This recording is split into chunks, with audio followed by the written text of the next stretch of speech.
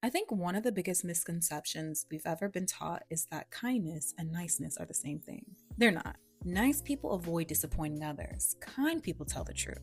Nice people sacrifice themselves to keep peace. Kind people respect themselves enough to create peace. One is rooted in fear and another is rooted in love. And if you're on the journey to becoming the highest version of yourself, the difference will change your entire life.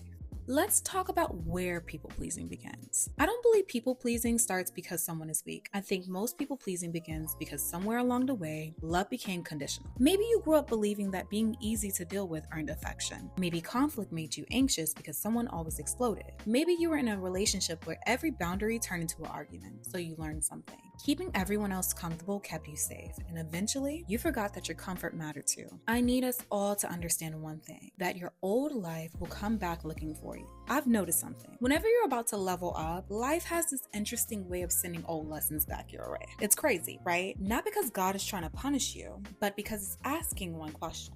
Have you really changed? The friend who only calls when they need something. The family member who suddenly wants access to your time. The relationship that expects the old version of you. Or the opportunity that asks you to abandon yourself. They're not always setbacks. Sometimes they're just simply tests. But think about it. The test isn't whether they'll change. The test is whether you will. Another thing I need us to understand is this. Starting a business reveals everything. See, nobody told me that building a business would expose every boundary I didn't have. Suddenly people wanted discounts. Then you start to hear things like, can you just help me really quick? Or it will only take 5 minutes. Or since you're already doing this, can you do this? Then family expect unlimited access, and don't let me talk about the friends who think your schedule is flexible because you work for yourself. Clients start to assume that you're available because you answer once after business hours. I come to realize that people aren't really disrespecting your business. They're interacting with the access you've taught them that they have. I'm going to repeat that again, and y'all know I was going to repeat that again. Some people aren't disrespecting your business. They're interacting with the access you've taught them that they can have. Yeah, y'all might want to write that one down. See, I realize luxury brands don't answer every customer immediately. Luxury brands don't even apologize for their prices. And every single luxury brand out there, they don't become more valuable because they're available 24/7.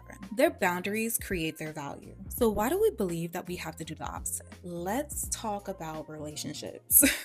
I think one of the hardest tests comes in relationships, especially when you're focused on yourself, you're building your business, you're reading more, you're healing, you in the gym. You start to become more disciplined, right? And suddenly someone becomes available. It's always when you're busy. Now the question isn't, do I like them? The question becomes, am I willing to abandon the routines that built me just because someone finally showed up? Think about that. The right relationships wouldn't require you to disappear. Now that's a HQE quote. You might want to write that one down too. I'm giving out a lot of gems today. You know what?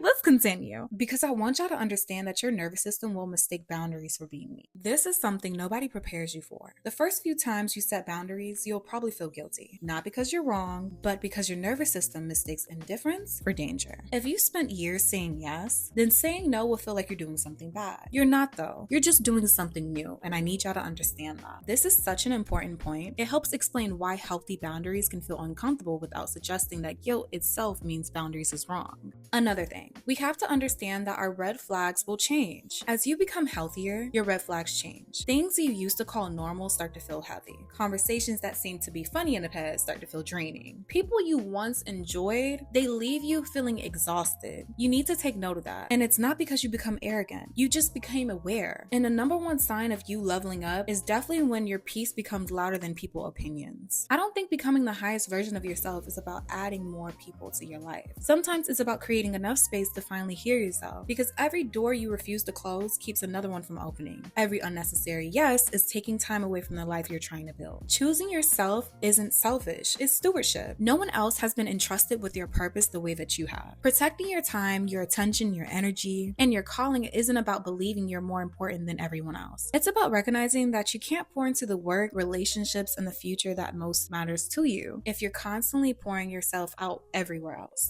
See, look, I need you to understand this. The woman you're becoming deserves a life that is protected by intentions, not guilt. This is the HQE principle I would like y'all to write down, and it's very important to me, so I know it's going to be important to y'all. And it's this: every level of your life requires a version of you that disappoints more people and abandons herself less. Remember, darlings, in order to live a high-quality lifestyle, you have to embody high-quality essence. Smooches!